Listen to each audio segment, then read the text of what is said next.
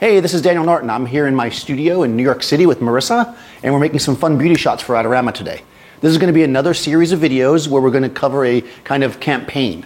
Today we're doing makeup, so colorful makeup. We're going to play around a lot with gels to create some really interesting images.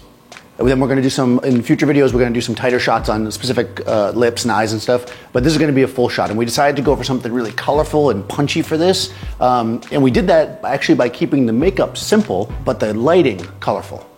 In the future shots, we're going to go the opposite. So we're kind of playing with it so the campaign makes sense. If we did a clean face with just black makeup and then clean lighting, and then later we have all this color, it just might not kind of work together. So what I did was I created kind of a world of color, almost like a stained glass window effect, by taking a bunch of gels and taping them together on top of a cookie that we had cut out. We cut that out probably like 10 videos ago. We did a video on cookies, and I just kind of put it back there, giving this wash of color. It's out of focus. It kind of just creates this kind of cool effect instead of just a solid color back there.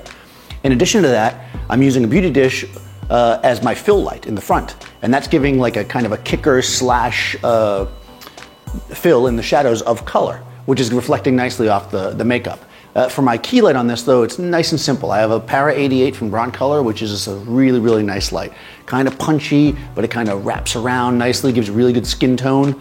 The one trick to using color like this though is really controlling where your light falls. We wanted to make sure that our key light was not throwing kind of white light, if you will, over our color gels, because if we do that, then we lose the color, right? We want total control. So everything in here was set up in zones. We basically have our background is being lit only by that light, and none of the light from the front's hitting it.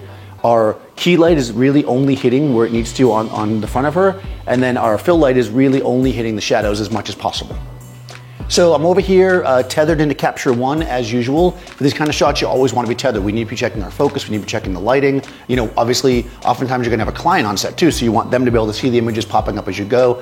I'm using the Nikon D5 today with a 105, which I think is a great lens for beauty type stuff. Sometimes I use a longer lens, but I think for this, because we had to do a lot of different shots, a 105 gives us a lot of versatility. So I'm just gonna stick with the 105 all day. I'm using Profoto lights today. I'm using a couple of D2 lights, which I'm controlling with the Air Remote, and I'm also using my Acute pack. I'm using the Acute because it actually, because of the shape of it, with the dome head, it actually gives a little bit of a better light inside the Broncolor Para. Since we're using that, I decided to break the Acute out. As I said, I'm in Capture One now, and essentially what these lights are doing is on camera right, we've got the key light, which is the Para with the diffusion on it. It's giving a nice, beautiful light wrapping around her face. Nice and smooth on the skin. The makeup has a little bit of specularity into it, and I put the diffusion on there so that we could show that it's shiny, but not so shiny that we lose detail. We want to make sure that we've got all the detail that we need. On the fill side, so on camera left, we've got a beauty dish with a blue gel in it, and also a grid. The grid mostly for control of light. Right? We don't want our light spilling all over the place, as I mentioned before, so this is going to keep blue just where we want it, which is essentially in the shadows. And we chose blue because it almost feels like the light's coming off the background. Since we've got blues and purples and things in the background, it feels more natural that way. We had played around with using some stuff that was completely contrast to it, but it just didn't look right. On the background, as I said, we've got this kind of stained glass window effect, which is just a bunch of gels taped together. I actually have a lot of these Roscoe kits where they give you a bunch of gels, and we just kind of sorted them all out and figured out what we thought would look good, put them together, and we made our lighting palette.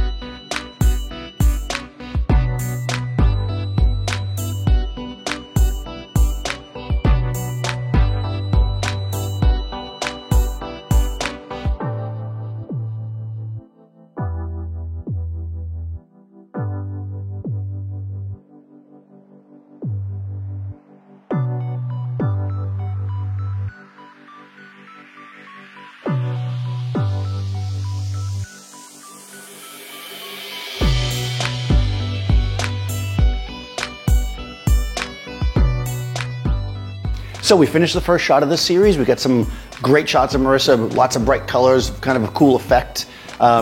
I'll put some up here that are retouched in the video now, but also I'm going to put some more up on my Facebook page, so follow me there, Daniel Norton Photographer, and also be sure to subscribe to this YouTube channel, and I'll see you next time on set.